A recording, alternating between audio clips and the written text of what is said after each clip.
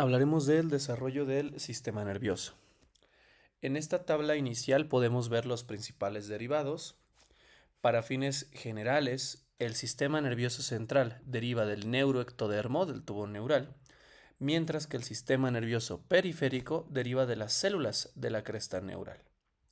Aquí en la tabla ya está más desglosado. Vemos que del tubo neural se origina la médula espinal y el encéfalo, es decir, toda la porción del cerebro, del tallo cerebral y el cerebelo. Y en cuanto a las neuronas, son las motoneuronas, con sus prolongaciones hacia la región de los músculos, deriva también de aquí, del tubo neural. Del ectodermo superficial para el sistema nervioso, las placodas. Una placoda es un engrosamiento del ectodermo. Tenemos la placoda olfatoria, que formará dos nervios craneales, el nervio craneal 0, también llamado terminal, y el nervio craneal 1, que es el olfatorio. La placoda hipofisaria formará la bolsa de Rathke, que a su vez generará la adenohipófisis o lóbulo anterior. La placoda trigeminal, las ramas del trigémino, la división oftálmica 5.1, la división maxilar o 5.2 y la división mandibular o 5.3. La placoda óptica permitirá la formación de las neuronas bipolares del nervio 8, del vestíbulo coclear. Y las placodas epibranquiales, también asociadas a nervios craneales, formarán la primera al ganglio geniculado, que es parte del facial, la segunda al ganglio petroso superior, que es del 9, del glosofaringio, y la tercera al ganglio nodoso, que es del nervio craneal 10. Mientras que el mesénquima, recordemos que mesénquima es tejido indiferenciado, puede provenir de dos sitios: parasistema nervioso de la cresta neural craneal y del mesodermo paraxial o somítico. Este último formará la paquimeninge, la dura madre, mientras que la cresta neural craneal, las leptomeninges, la aracnoides y la pía madre. También los ganglios de la raíz dorsal o raíz posterior, que son neuronas sensitivas. Las neuronas postganglionares, que son las simpáticas y parasimpáticas, porque las preganglionares vienen del neuroectodermo. Y bueno, aquí vemos los nervios craneales parasimpáticos. Formará el 3 con el ganglio ciliar, el 7 que ya habíamos mencionado, relacionado con el ganglio geniculado, el 9 y el 10. Y las células satélite de los ganglios sensitivos, sobre todo del vestíbulo coclear. Entonces son los orígenes embrionarios del sistema nervioso. Un concepto importante es el de neurulación. Cuando hablamos de neurulación nos referimos generalmente a la neurulación primaria. Veremos que hay de dos tipos y se define como la formación del tubo neural. Esto ocurre ya una vez que el embrión se ha gastrulado y vamos a verlo en etapas. Primero, se forma la placa neural y esto va a ocurrir, si recordamos, en el embrión trilaminar tenemos al ectodermo superficial y abajo al mesodermo axial, específicamente a la notocorda. La notocorda va a producir tres sustancias: nogin, cordina y folistatina. Estas actúan sobre el ectodermo suprayacente, el que está por encima, y va a provocar que se bloquee BMP. Recordamos que BMP es proteína morfogénica ósea y específicamente 4 y 7. Entonces, la notocorda produce nogin, cordina y folistatina e inhibe a BMP en el ectodermo dorsal. Una vez que se inhibe BMP, esta región del ectodermo se va a engrosar, va a aumentar de tamaño y recibe el nombre de placa neural. A los lados, en los extremos, todavía se mantiene BMP y esto se debe a que ahí no actúa la notocorda. En los bordes de esta placa neural hay concentraciones intermedias de BMP, es decir, niveles más o menos, ¿no? A la mitad. Esta región de la frontera neural, se conoce como frontera neural, formará dos estructuras, principalmente a las células de la cresta neural y a las placodas ectodérmicas. Una vez que ya se formó esta placa por la ausencia de BMP, la placa se alarga y se describe en los libros como movimiento de convergencia-extensión o de extensión convergente, es decir, se va a alargar esta placa. Aquí podemos observar a la placa con la frontera neural y vemos cómo se empieza a alargar y a abrir cada vez más. Esa es la placa neural donde ya no hay BMP. Esta placa se empieza a hundir y forma un pequeño surco neural. Este surco a su vez forma dos pliegues, que son los pliegues laterales. Y entre más se profundiza este surco, vemos que se forma una bisagra. Primero es una bisagra medial y después son las bisagras laterales. En verde vemos a la frontera que formará la cresta neural. Finalmente se cierra este surco y ya tenemos como tal al tubo neural con su luz. Y entre el ectodermo superficial y el tubo neural se desprende la cresta neural, las cuales tienen un marcador específico, su proteína característica, que es SNAIL1 y SNAIL2, antes llamadas proteínas SLUC. De esta manera de resumen, la notocorda produce enogin, cordina y folistatina, bloquea a BMP4 y BMP7 engrosando y formando la placa neural. Vemos en azul más oscuro, más fuerte, la frontera neural que forma cresta neural y placodas, y en los extremos al ectodermo superficial. Se hunde la placa formando un surco, el cual tiene una bisagra medial y bisagras laterales, y se cierra poco a poco formando el tubo neural y desprendiendo la cresta neural. Es el mecanismo de neurulación primaria. Ahora este tubo neural en los extremos queda abierto, entonces hay que cerrarlo. ¿Cuándo comienza a cerrarse? Entre los días 21 a 23, es un rango, y comienza en la región cervical del embrión, aproximadamente al nivel del quinto somita. Recordamos que los somitas forman parte del mesodermo paraxial, o sea, a nivel del quinto bloque o quinto somita comienza el cierre del tubo. Una teoría, que es esta que vamos a mencionar, es la de los neuroporos.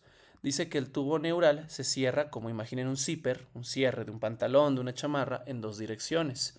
A partir del quinto somita hacia arriba, región cefálico-rostral, y hacia abajo, región caudal.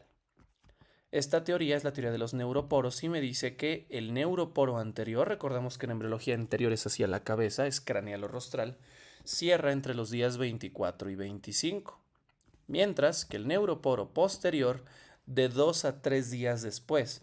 Y esto tiene sentido, pues el cierre comenzó a nivel cervical. Es más fácil o más rápido llegar a la porción cefálica que a la porción caudal. Aquí podemos observar en esta imagen cómo durante los días comienza el cierre en la porción central y luego se dirige hacia los extremos, ¿no?, de los neuroporos. Entonces vemos cómo inicialmente estos están abiertos y finalmente se cierra el neuroporo craneal y de 2 a 3 días después el caudal. Existe otra teoría que me ayuda a explicar las alteraciones, las patologías. Es la teoría de los 5 puntos de cierre. Esta me dice que el tubo neural no se cierra en 2 direcciones, sino en 5. Entonces hay 5 puntos que de forma simultánea están actuando. El punto 1 recibe el nombre de punto dorsal o torácico y vemos que es bidireccional, cierra hacia cefálico y hacia caudal, hacia arriba y hacia abajo. El punto 2 es el es el cefálico, que corresponde al neuroporo anterior o craneal, ¿no? Sería el equivalente. Vemos que también es bidireccional.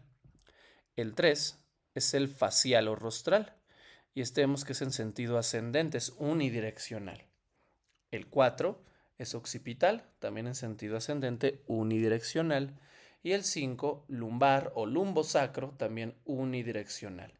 Nos damos cuenta de esta manera que solo hay 2 que son bidireccionales, los primeros 2, el dorsal y el cefálico, el 1 y el 2. El punto 2 corresponde al neuroporo anterior de la otra teoría y el punto 5 al neuroporo posterior. Y como les comentaba, esta teoría me ayuda a explicar las diferentes patologías que se conocen como defectos de cierre del tubo neural o DTN por su abreviatura. Entonces vamos a ver el ejemplo más representativo, que es la falta de cierre del punto 1 o también del punto 5. El punto 1 es el dorsal o torácico y es bidireccional. Las alteraciones de esto hacen que el tubo neural esté abierto en diferente medida y esto recibe el nombre, antes se le llamaba espina bífida. El término correcto, más actualizado según la terminología embriológica, es el disrafismo espinal. Un rafé es un cierre en la línea media, es la falta de cierre. El término actual y adecuado es disrafismo espinal y veremos que tiene varios grados de severidad. El primero de ellos es el disrafismo espinal oculto o espina bífida oculta. En este caso quiero que observemos este esquema, la representación. Más que un problema en el tubo neural, el problema está en la formación de la vértebra, del arco vertebral. Eso hace que el tejido nervioso quede expuesto a la piel. La teoría más aceptada es que este tejido nervioso embrionario y fetal libera sustancias, libera moléculas que estimulan el crecimiento de la piel. Entonces, ¿qué nos orienta en estos pacientes que presentan un mechón de pelo y en ocasiones lunares por la sobreestimulación? Generalmente es asintomático, sin embargo, pues traumatismos directos, deportes de contacto pueden provocar lesiones neurológicas. Siguiente grado, entonces el primero el disrafismo oculto. El siguiente es el meningocele. Cele, protrusión o cavidad, ¿no? Entonces vemos que el meningocele es una protrusión donde hay meninges. Vemos cómo se forma el espacio por el defecto vertebral y por ahí sale la meninge. Puede ser neurológicamente asintomático, pero con riesgo elevado de complicaciones y es quirúrgico. Un grado aún más severo es el mielomeningocele.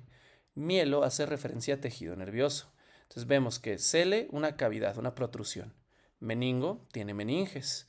Y además, mielo tiene tejido nervioso. La médula espinal puede dirigirse a esa región con déficit neurológico evidente. Problemas de esfínteres, incapacidad de moverse. Entonces puede provocar muchas alteraciones con consecuencias de por vida. El nivel más severo ya es la abertura total, no solo de la vértebra, sino de la piel misma. Es cuando se quedó en etapa de tubo neural, no se cerró.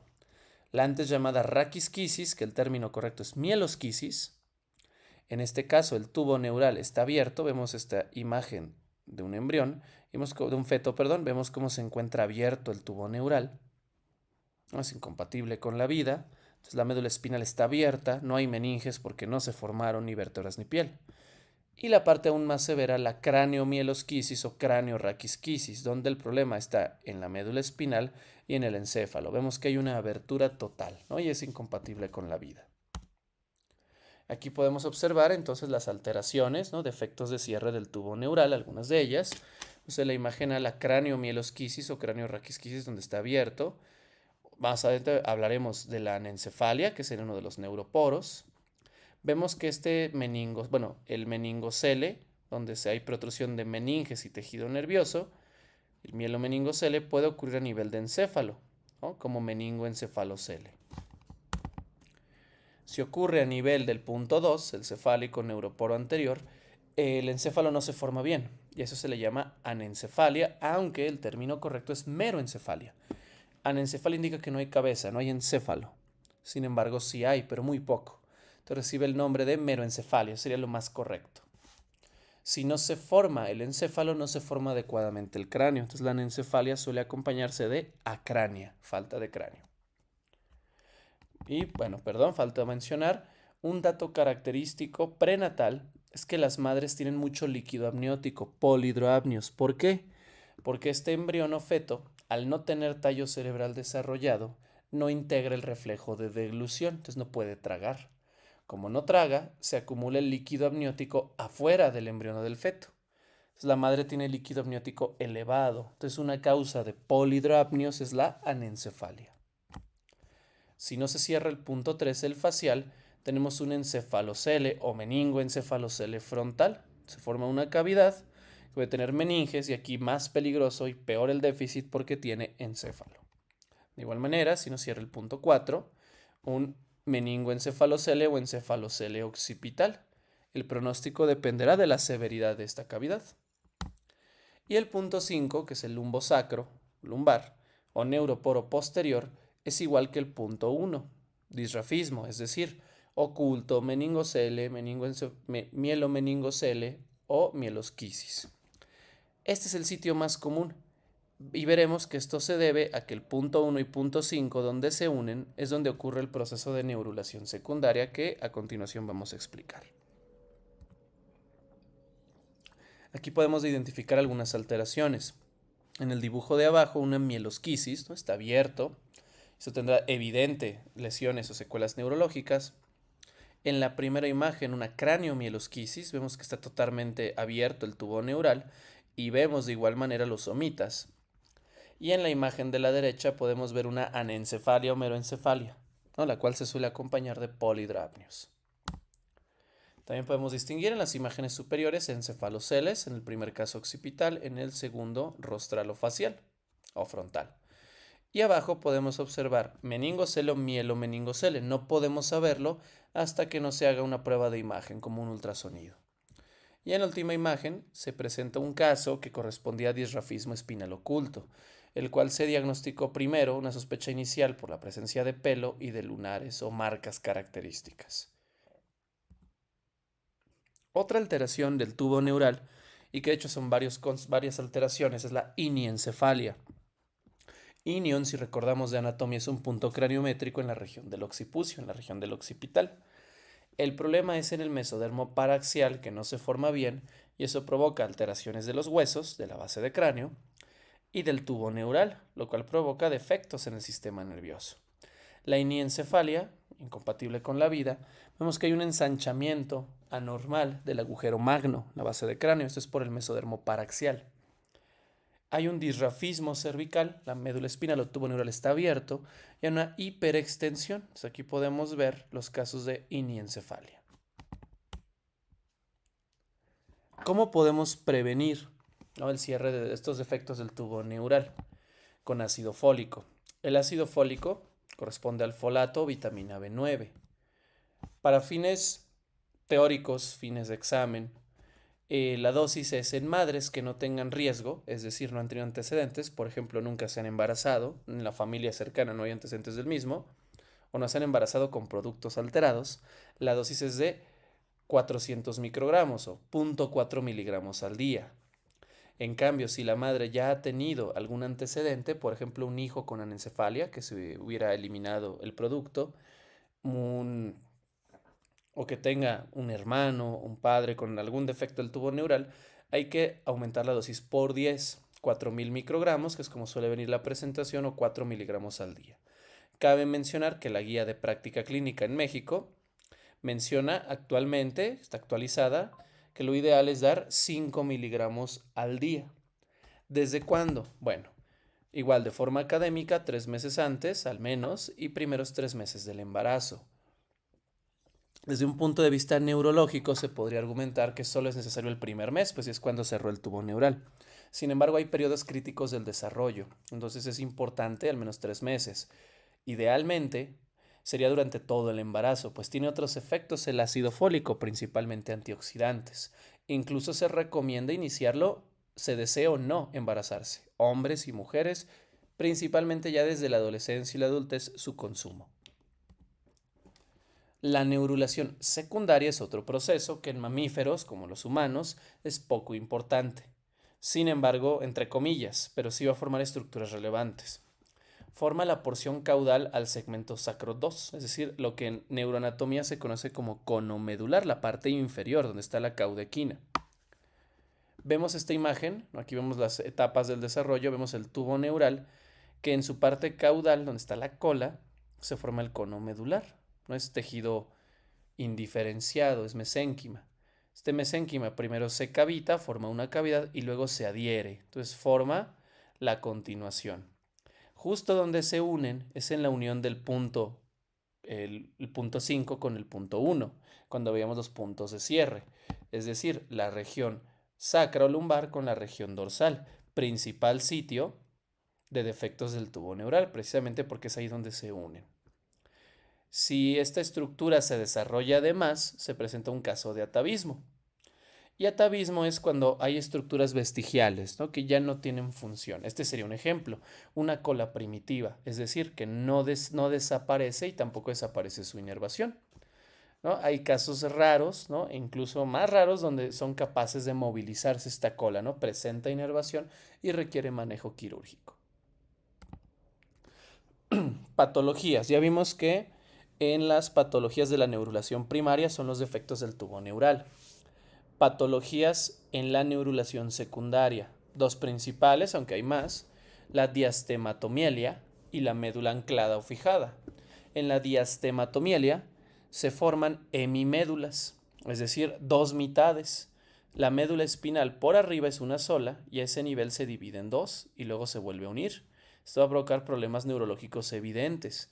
Puede ser porque se forme porción de hueso en medio, ¿no?, espolones de hueso.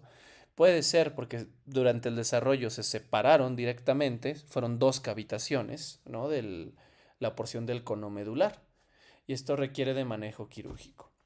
La médula fijada o médula anclada es donde esta neurulación secundaria no se realizó de forma adecuada y entonces la médula no asciende, de hecho se queda en la porción inferior y cuando va creciendo el feto y el recién nacido, La médula espinal crece, sin embargo, se queda anclada a la porción inferior de la columna con déficit neurológico importante, ¿no? También requiere manejo quirúrgico. Ahora hablaremos de las vesículas cerebrales. Estas son expansiones. Una vez que ya explicamos el tubo neural, vamos a mencionar cómo se expande. El tubo neural crece en la región de la cabeza, en la región del tronco permanece igual. En la tercera semana de gestación se van a formar las vesículas primarias, y estas van a ser 3. El prosencéfalo o cerebro anterior, que es el que está hasta arriba, más rostral o más craneal, el mesencéfalo o cerebro medio, y el rombencéfalo cerebro posterior, llamado así por la forma de rombo que adquiere. Entonces son las 3 vesículas que se forman en la tercera semana. La porción caudal sigue correspondiendo a la futura médula espinal. Este tubo neural se va a flexionar. Entonces va a presentar 3 flexuras o flexiones. La primera de ellas recibe el nombre de flexura cefálica, y esta se va a presentar a nivel de mesencéfalo. También se le llama mesencefálica, y este es a finales de la tercera semana, que es donde se va a doblar. Luego tiene una segunda, que es la flexura cervical, que está entre el rombencéfalo y la médula espinal. Ambas, la flexura cefálica y la flexura cervical, son ventrales, ¿no? Se dirige hacia adelante. Y finalmente, a inicios de la quinta semana, a finales de la quinta semana tiene una tercera flexura, que es la flexura pontina, que está aquí representada, aunque no tiene nombre. Esta flexura pontina es dorsal y se localizará en unas vesículas que ya mencionaremos, son secundarias, entre metencéfalo y mielencéfalo. Estas 3 flexuras van a empezar a darle forma, a acomodar al sistema nervioso en la cabeza del feto. Bueno, en este caso embrión. Las 3 vesículas primarias, entonces, hacia la quinta semana forman 5. Es fácil, recordamos, en la tercera semana 3 vesículas primarias y en la quinta semana 5 vesículas secundarias. El prosencéfalo se divide en 2, telencéfalo y diencéfalo. Algo importante, la literatura actual, por ejemplo el Carson, menciona que ya el telencéfalo no debería usarse el término. El término correcto es prosencéfalo secundario. El mesencéfalo permanece igual como vesícula primaria o secundaria, y el antes llamado rombencéfalo se divide en 2, metencéfalo y mielencéfalo. Y vemos que el mielencéfalo está en contacto con la médula espinal. Son las 5 vesículas secundarias. Aquí podemos observar cómo el prosencéfalo primario cambia de nombre, forma el prosencéfalo secundario o telencéfalo, y al diencéfalo. El mesencéfalo permanece igual. El rombencéfalo se divide en metencéfalo y mielencéfalo, y la médula espinal igual permanece. Ahora los derivados, grosso modo, sistema nervioso central, aquí los vamos a presentar. El telencéfalo prosencéfalo secundario se expande formando los hemisferios cerebrales, o sea, la corteza cerebral. También forma la lámina terminal, ya hablaremos de ella, que origina el cuerpo calloso y las comisuras. Los núcleos de la base, antes llamados ganglios basales, y nervios craneales. Formar al bulbo olfatorio, que es el nervio craneal 1, y también hablaremos del nervio craneal 0, que es el nervio terminal.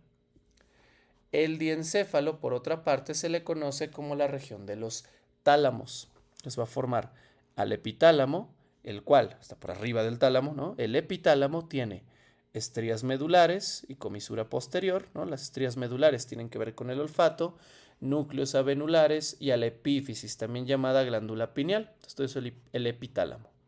También forma los tálamos, al subtálamo, que forma el núcleo de Lewis, que tiene que ver con el movimiento, al hipotálamo, y a su vez al infundíbulo, que forma una parte de la hipófisis, y al nervio craneal 2.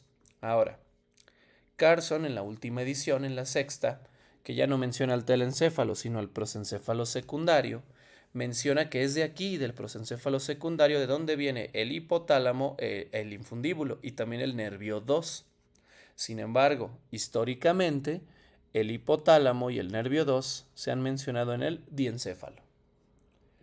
El mesencéfalo, por otra parte, forma el techo o tectum, que tiene a los colículos, que ya mencionaremos, al tegmento y a los pedúnculos cerebrales, y a los nervios craneales 3 y 4. El metencéfalo formará la protuberancia anular, también llamada puente, al cerebelo y a los nervios craneales 5, 6, 7 y 8. El mielencéfalo a la médula oblongada, antes llamada bulbo raquídeo, y a los nervios craneales 9, 10, 11 y 12.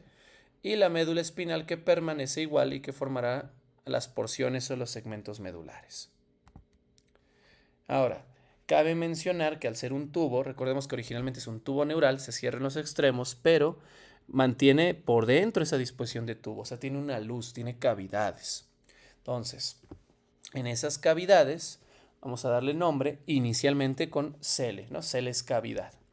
Adentro del telencéfalo, prosencéfalo secundario, están los teloceles laterales y el telocele medial.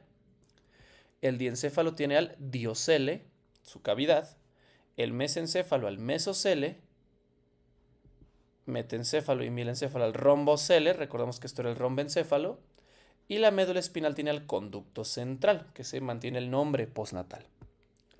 Aquí adentro se va a producir el líquido cerebroespinal, antes llamado cefalorraquídeo. Recordamos, se produce en los plexos coroides, ya mencionaremos de ellos, y se reabsorbe en las granulaciones aracnoideas. Vamos a ver cómo cambia de nombre esto a la etapa adulta. En la región, lo que antes eran los teloceles, se forman los ventrículos laterales, izquierdo y derecho. Lo que antes se llamaba diocele, ahora se llama tercer ventrículo. Entonces el diencéfalo tiene el tercer ventrículo, esa es su cavidad. Entre los ventrículos laterales y el tercer ventrículo están los agujeros o forámenes interventriculares, también llamados agujeros de Monro, que permiten el paso del líquido cerebroespinal de los laterales al tercero. Antes teníamos al mesocele, ahora se llama acueducto mesencefálico o acueducto de Silvio, que veremos la porción más estrecha de las cavidades. Y luego el rombocele me formará al cuarto ventrículo, a nivel del metencéfalo, porción superior, y a nivel del mielencéfalo, porción inferior. Y la médula espinal permanece con su conducto central. En el cuarto ventrículo tenemos 3 agujeros que permiten que este líquido cerebroespinal salga al espacio subaracnoideo. 2 aperturas o forámenes laterales, también llamados de Luschka, y una apertura foramen medial, también llamado de Magendie. Entonces recordamos, lateral con L de Luschka, medial con M de Magendie. Y el conducto central, en su porción inferior, donde está el cono medular, tiene el quinto ventrículo, ventrículo terminal de Krause. Este suele desaparecer en la etapa postnatal inmediata, en los primeros meses. De lo contrario, podría provocar patologías. La acumulación de líquido cerebroespinal excesiva en este sistema de cavidades provoca algo llamado hidrocefalia. Hay clasificaciones de la misma y este es un punto aparte que se me estudiará en otra clase. Pueden ser de forma adquirida por tumores que compriman, por infecciones o de forma congénita por malformaciones. En el recién nacido esto va a provocar un aumento en el volumen de la cabeza. Esto debido a que los huesos no han soldado, no se han fusionado las suturas. Entonces, aprovechando esos espacios, las fontanelas, crece el encéfalo por la acumulación de líquido. Es como se dilatan los ventrículos. En un adulto esto no sería posible y eso es más peligroso debido a que su cabeza ya no es capaz de adaptarse a los volúmenes. Aquí vemos un caso extremo y crónico de hidrocefalia. Entonces vemos el tamaño de la cabeza.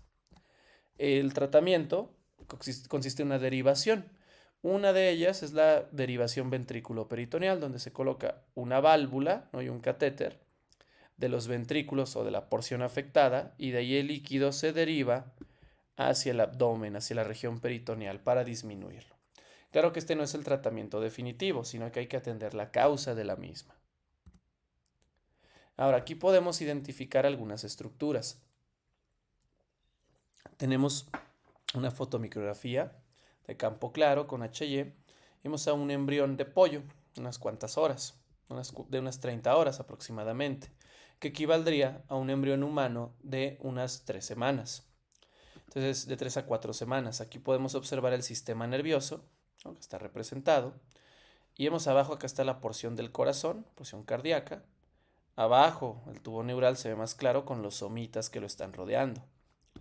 Con la letra A tendríamos la región del prosencéfalo, ¿no?, que ya recibiría el nombre de telencéfalo. ¿no? Con sus vesículas ópticas hacia los lados, ¿no? En medio tendríamos la porción del diencéfalo, ¿no? El mesencéfalo, y hacia abajo tendríamos al rombencéfalo, ¿no? El cual está cubierto por el corazón, por la prominencia cardíaca. Con la letra I veríamos la luz, el conducto central es la médula espinal, y abajo, que aquí ya no se aprecia, pero en el esquema sí, correspondería al cono medular. Y a los lados vemos los pares de somitas que van a estar flanqueando la médula espinal. Aquí ya es una vista lateral y es un embrión más avanzado de 56 horas. Aquí ya se ve algunas estructuras. Podemos identificar la placoda del cristalino, donde se va a formar la región del ojo, ¿no? Vemos el tubo neural, ¿no? Estaría el prosencéfalo secundario, telencéfalo, el diencéfalo, con la letra C, arriba con la letra D el mesencéfalo.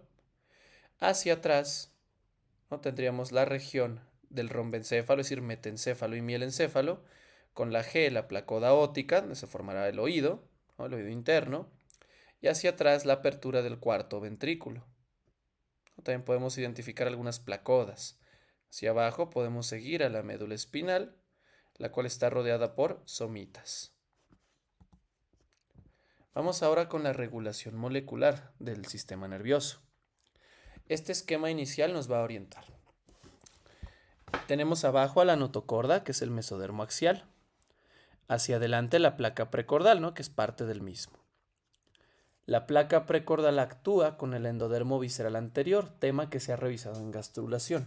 Estos dos servirán para formar parte de la cabeza, ¿no? Arriba tenemos, dorsal al tubo neural, al sistema nervioso. Vemos que OTX2 es una molécula importante para desarrollar la parte más superior, es decir, el prosencéfalo y el mesencéfalo.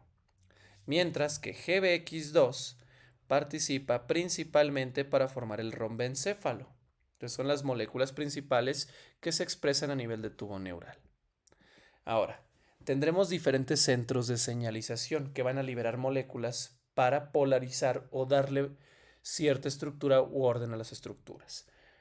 Vemos que hay un organizador ísmico, este va a estar aquí en medio, ¿no? Importante entre el mesencéfalo y el rombencéfalo. Hay un organizador cefálico, que es la placa precordal y el endodermo visceral anterior, y está la notocorda. Vamos a hablar de cada uno de ellos. El organizador ísmico, el istmo es una región que está caudal al mesencéfalo, está aquí, a la mitad.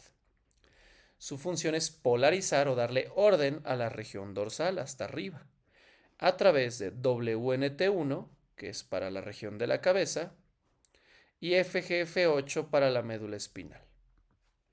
Mientras el organizador cefálico se forma de dos componentes, el endodermo visceral anterior y la placa precordal. Estos ayudarán a formar la región de la cabeza, o sea, prosencéfalo y una parte del mesencéfalo. La notocorda, por otra parte, completa mesencéfalo y también rombencéfalo y médula espinal. Este polariza la región ventral, le da orden. Entonces la región ventral, el organizador, es la notocorda, perdón, y la región dorsal, el organizador ísmico.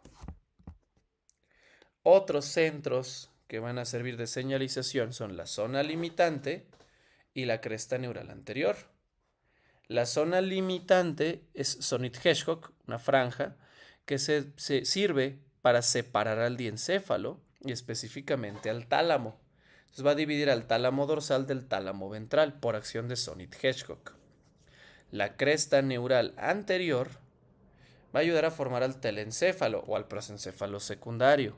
Son dos moléculas principalmente, Sonnit-Hedgehog también y FGF8. Esto va a inducir que en el telencéfalo se exprese FOXG1, una molécula característica. Ahora, otros gradientes moleculares que hay que tener en cuenta. Aquí vemos el tubo neural y cómo está la representación. Nos damos cuenta que en el dorso, o sea, la parte posterior, que sería la espalda, ¿no? En el tubo neural, es WNT. WNT es la molécula dorsal por excelencia, ¿no? Y le ayuda a BMP, pues está el ectodermo. Hacia la región ventral es Sonnit-Hedgehog, porque recordamos que aquí tenemos a la notocorda y que produce la notocorda Sonnit-Hedgehog.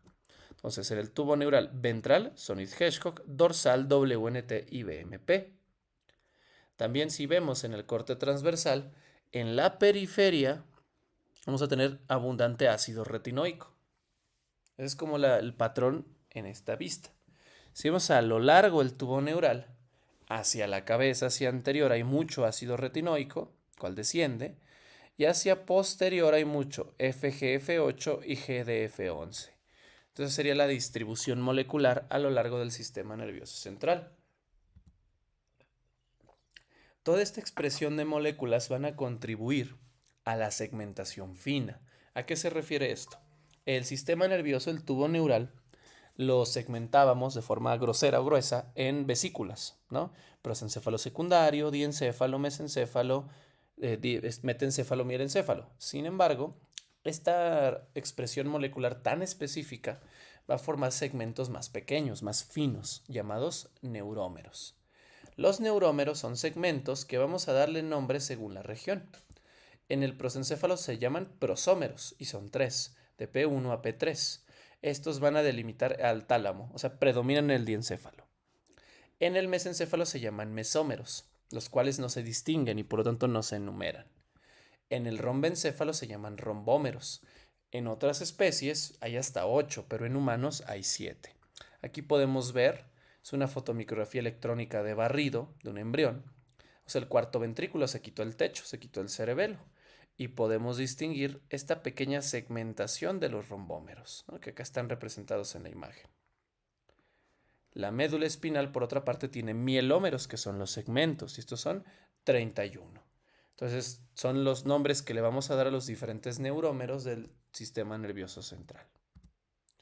Aquí podemos identificar, ¿no?, ya con más detalle, los rombómeros, sobre todo, ¿no?, que son específicos. Y vemos cómo las neuronas, que es muy interesante, se van a delimitar en cierto rombómero, no cruzan límites, salvo pequeñas excepciones en el sistema nervioso, pero en general las neuronas respetan el rombómero en donde deben estar.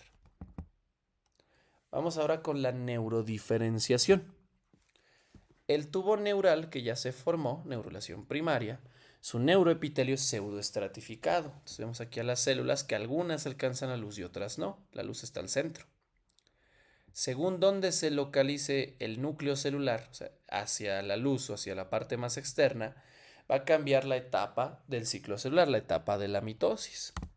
Entonces aquí tenemos un esquemita, estaría el ectodermo superficial dorsal, ventral anotocorda, tubo neural y la luz. Hacia la luz tiene a la membrana limitante interna y hacia el lado opuesto la membrana limitante externa.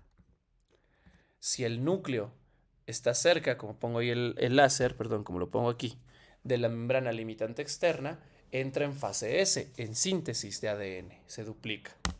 Pero si está cerca de la membrana limitante interna, entra en fase M, se divide. Entonces, dependiendo hacia dónde esté orientado el núcleo, es la etapa del ciclo en la que se encuentra. Aquí vemos esta representación del libro y vemos a la membrana limitante externa, es decir, hacia abajo estaría la limitante interna donde está la luz. Nos damos cuenta que si la célula está cerca de la membrana limitante interna, entra en fase de mitosis, se divide. Mientras que si está cerca de la limitante externa, entra en fase S, se duplica su ADN. Ahora otro concepto, el plano de división.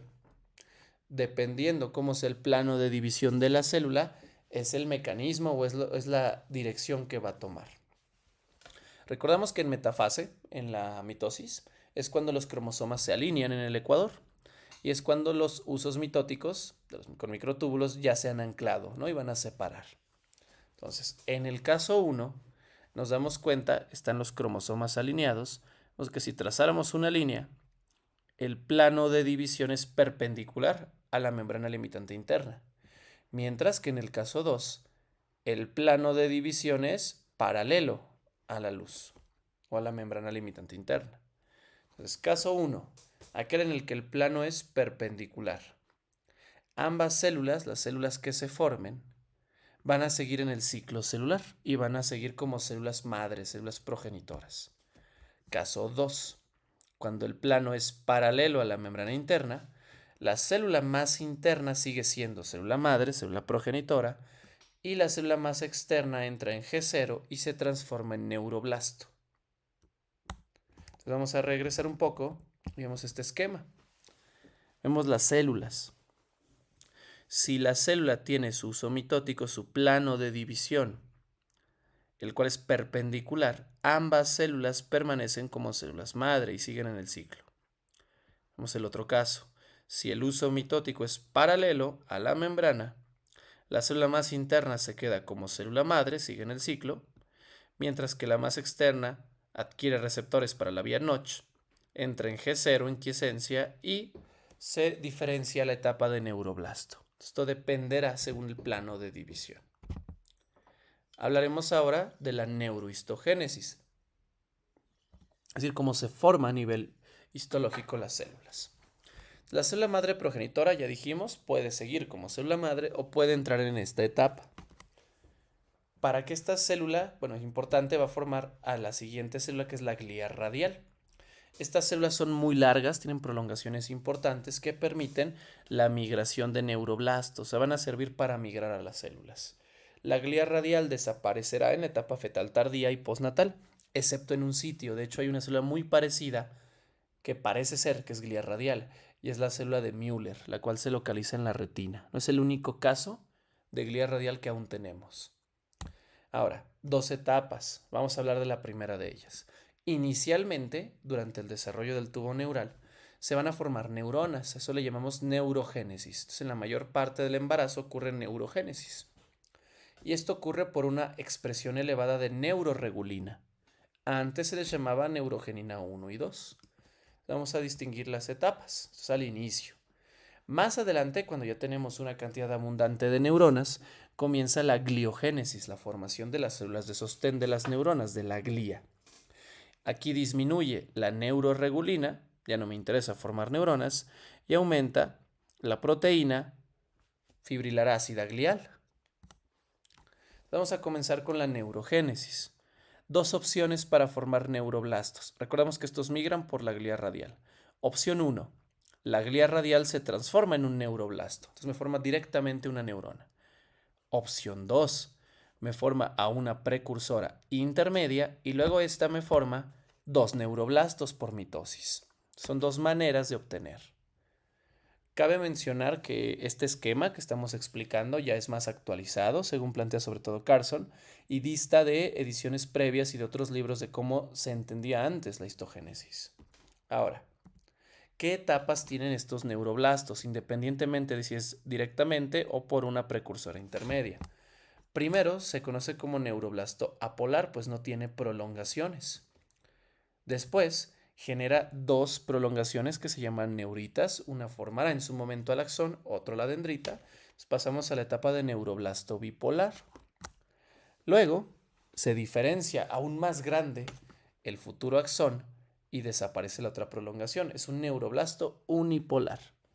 En esta etapa es importante, empieza a acumular retículo endoplásmico rugoso, que es la sustancia de Nissl.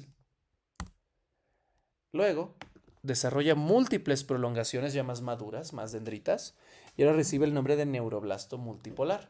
Y finalmente, madura todos sus componentes y ahora tenemos una neurona. Son las 5 etapas de desarrollo de un neuroblasto. Vamos ahora con la glía. La glía radial forma precursoras, tanto de oligodendrocito como de astrocito. El oligodendrocito tiene su marcador que es la profilina 1. Recordamos que el oligodendrocito produce mielina en sistema nervioso central. Y el astrocito se diferencia en dos. El protoplasmático, protoplásmico, también llamado o antes llamado tipo 1, y el fibroso fibrilar tipo 2. Recordamos que el astrocito es quien forma la barrera hematoencefálica, esto ahorita lo vamos a detallar, es quien le da sostén a las neuronas, solo que el fibroso tipo 2 predomina en sustancia blanca y el protoplasmático tipo 1 en sustancia gris. También formará ependimocitos, los cuales recubren al sistema nervioso y se modifican algunos formando plexos coroides.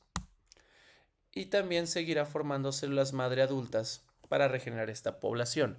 Estas células madre predominarán en la etapa postnatal en el bulbo olfatorio y en el hipocampo. Pero faltan células.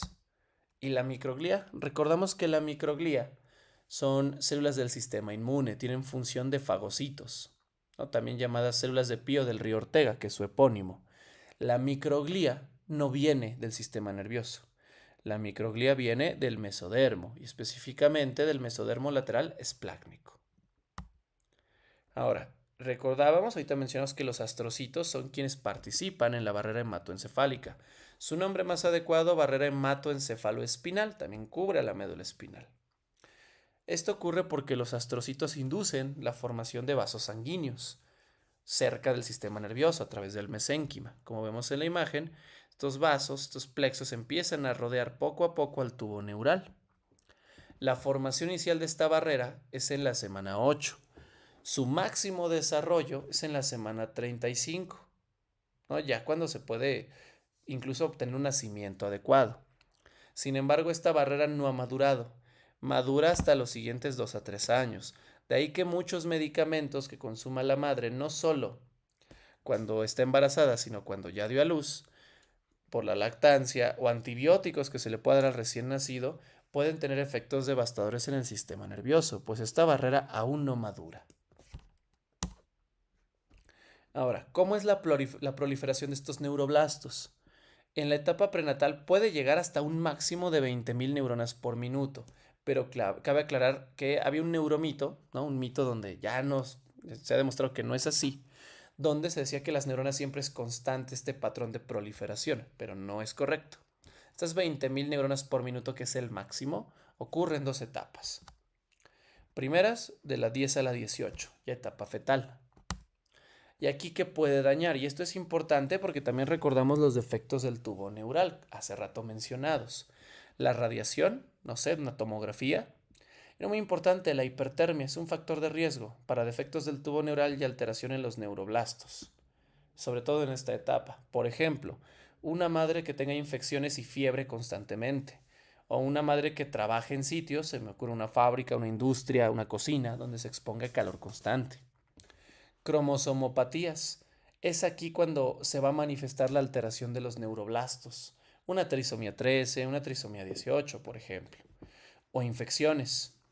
Las infecciones neurológicas o que tienen un efecto más devastador son la del herpes, la del citomegalovirus principalmente, también la toxoplasmosis, que no es viral sino es parasitaria. El segundo pico, donde vuelve a tener 20.000 neuronas por minuto, ya es desde las 30 semanas hasta los primeros 2 años, a la etapa de lactancia. Aquí, ¿qué factores pueden alterar? Sobre todo la desnutrición, ¿no? Va a impedir un adecuado desarrollo de estos neuroblastos. Entonces son las etapas donde proliferan a un ritmo más rápido de lo usual. Y las neuronas, bueno, neuroblastos, luego neuronas, primero se formará la porción motora, después la porción sensitiva y luego las interneuronas. De ahí que los reflejos persistan todavía un tiempo, en lo que se hacen más finos, en lo que se ajustan, porque son las últimas, las interneuronas, las que se desarrollan. Respecto a las capas, a la médula espinal le vamos a estudiar 3 capas importantes. Aquí está la luz del tubo neural. Pegado a ella tendremos a la capa ventricular, también llamada ependimaria. Eso ya nos orienta a sus derivados. Luego, tenemos la capa intermedia. Antes se le llamaba capa del manto. En el cerebro se agregará una pequeña división que es la capa subventricular. Más adelante lo destacaremos. Y en la orilla la capa marginal. Entonces 3 capas, ventricular o ependimaria, la del manto y la marginal. A nivel de médula espinal, que es donde vamos a comenzar, la luz, ya habíamos mencionado, es el conducto central. La capa ventricular formará el epéndimo, que es el epitelio que lo rodea. La capa del manto forma la sustancia gris, ¿no? Con los cuernos o astas. Y la capa marginal la sustancia blanca. La sustancia gris y sustancia blanca se van a desarrollar más tarde que el epéndimo. Vemos que la capa más interna se forma inmediatamente en las 3 semanas 7 y 16, que es cuando madura, mientras que la sustancia gris y sustancia blanca entre las semanas 12 hasta la 24 se desarrollan de forma adecuada. Aquí vemos una representación del tubo neural a nivel de la médula espiral.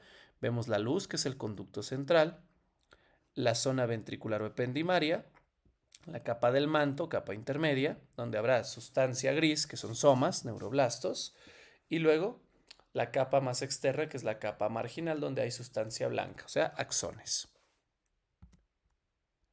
Ya mencionamos las capas. Ahora otro concepto importante, sobre todo para entender los derivados, que son las placas. En este esquema tenemos al tubo neural, dorsal el ectodermo, ventral la notocorda. El ectodermo induce BMP 4 y 7, que ya se mencionó, y WNT. Esto formará la placa del techo. La notocorda produce Solid Hedgehog y esta formará la placa del suelo, placa del piso. Arriba tenemos a las placas alares, entonces la placa del techo conecta a las placas alares. Estas placas alares, veremos, en la médula espinal forma el cuerno posterior y a las neuronas de asociación, las que integran sus moléculas características PAX3, PAX7 y MCX1 y 2. Por otra parte, las placas basales que se conectan por la placa del suelo formarán al cuerno anterior o motor, a la raíz anterior del nervio espinal, y su molécula es PAX6. Y el surco limitante será la estructura que delimita o separa tanto a las placas alares como de las placas basales. Y recordamos, la cresta neural no participa directamente en el sistema nervioso central, sino en el periférico. Forma la raíz posterior con su ganglio, ¿no?, del nervio espinal, y a las meninges, que ya se había mencionado previamente, específicamente a las leptomeninges.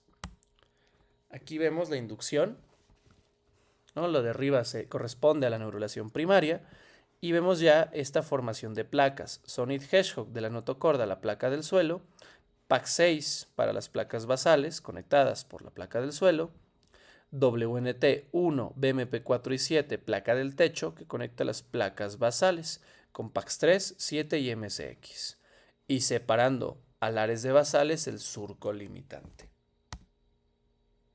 Aquí podemos observar, ¿no?, las placas alares, que en medio estaría la placa del techo conectando, abajo las placas basales con la placa del suelo y en medio el surco limitante separando. Vamos a darle ya la correlación neuroanatómica. Entonces, arriba está el ectodermo y abajo la notocorda. El ectodermo forma la piel, específicamente la epidermis. La notocorda permanece en la etapa postnatal en los discos intervertebrales como el núcleo pulposo. Aquí podemos ver a la médula espinal con el nervio y su raíz posterior y raíz anterior. La luz del tubo neural forma el conducto central. La capa ventricular forma el epéndimo. La capa del manto o intermedia, la sustancia gris, que son todos los somas, y la capa marginal, la sustancia blanca, ¿no?, que hemos mencionado. Histológicamente, ahora en cuanto a placas, la cresta neural forma ganglio de la raíz posterior, ¿no?, la porción sensitiva. La placa alar forma el cuerno posterior o asta dorsal y neuronas de asociación. La placa basal, el cuerno anterior o asta motora, la raíz anterior del nervio. Y aquí mencionar que la placa del suelo y placa del techo quedan en la profundidad, por eso se forman estas fisuras o surcos que separan. Estos son los derivados y en lo que se van a convertir. Entonces vemos la placa del techo, que al final se vuelve muy pequeña, igual la placa del suelo son sobrepasadas, ¿no?, formando los surcos o fisuras. Vemos que las placas alares forman los cuernos posteriores o astas dorsales sensitivas, pueden participar en el asta lateral. La placa basal, el cuerno anterior o asta ventral, que es la motora. Y aquí observamos precisamente cómo la médula espinal, este tubo neural, empieza a prolongarse. Tenemos las placas alares con su placa del techo, las placas basales con su placa del piso o placa del suelo. Y vemos cómo se prolongan, formando la médula espinal que conocemos ya en el patrón adulto. Aquí podemos distinguir con HY, es un corte de la médula espinal en desarrollo. Vemos cómo la vértebra se está cerrando alrededor de la misma. Todavía distinguimos esta disposición de placas que presenta la médula espinal. Entonces vemos, histológicamente tiene la capa ventricular o epéndimo, tiene la capa del manto y afuera la capa marginal. La cresta neural forma las leptomeninges como la pía madre y el mesodermo paraxial, el cuerpo de la vértebra. Aquí se ve más claro con HY. Observamos, ¿no?, la luz, que es el conducto central, la capa ventricular, que es el epéndimo, la capa del manto, que son todos estos somas, ¿no?, que corresponde a los cuernos, ¿no?, que se formará la sustancia gris, y la capa marginal que formará la sustancia blanca. Por fuera la cresta neural está formando la pía madre que se va a adosar a la médula espinal. Y aquí vemos con aumento el neuroepitelio que formará la capa ventricular y observamos a los neuroblastos que participarán en la capa o zona del manto. Con más aumento vemos neuroblastos sensitivos, que recordamos, estos se ven más redondos, ¿no? También histológicamente, y luego los neuroblastos motores de las placas basales que se volverán multipolares, por lo que tendrán bordes afilados o angulados. Aquí vemos la distinción entre capas, ¿no? Vemos la capa del manto, que tiene sustancia gris, son somas, y comparamos con los axones de la capa marginal, ¿no? Y afuera, la formación de la pía madre. Esta médula espinal va a experimentar cambios, ¿no? Postnatales. Y esto es con el desarrollo. Al inicio ocupa toda la longitud. Vemos que el primer trimestre, en la etapa embrionaria, inicios de la fetal, es del mismo tamaño, la columna y la médula espinal. Y al momento del nacimiento, ¿no? Vemos aquí está todavía en la fetal tardía. Al momento del nacimiento, la médula espinal está en el borde inferior de L2, o sea, está entre L2 y L3. Y ya una pregunta clásica de anatomía, en el adulto la médula espinal termina a nivel de L1, entre L1 y L2. Entonces, recapitulando, en la etapa fetal está al mismo nivel de la columna, en la etapa ya al nacimiento está entre L2 y L3, y en adultos está entre L1 y L2. Estos axones comienzan a mielinizarse por los oligodendrocitos a partir de las 11 semanas. Sin embargo, todas las vías tardan, y de hecho la última vía en mielinizarse es la córtico-espinal o vía piramidal, es decir, la del movimiento voluntario. Esta hasta los 2 años ya está completamente mielinizada. Y eso es importante porque la falta de mielina explica por qué en los lactantes a los primeros 2 años de vida es normal presentar el reflejo de Babinski, es decir, que al estimular la planta, el pie presenta una extensión de los dedos. Esto es normal solo hasta los 2 años. Después de esta etapa, cualquier paciente con Babinski requiere una valoración neurológica inmediata. Y para concluir esta primera parte del desarrollo del sistema nervioso, vamos a poner este esquema de cómo, sobre todo ya a nivel de encéfalo, se empiezan a organizar en las placas, tanto alares como basales, las diferentes funciones. Entonces nos daremos cuenta, está aquí la cavidad, está la placa del techo, abajo la capa del suelo, la placa del suelo del piso, y vemos que se forman columnas o núcleos.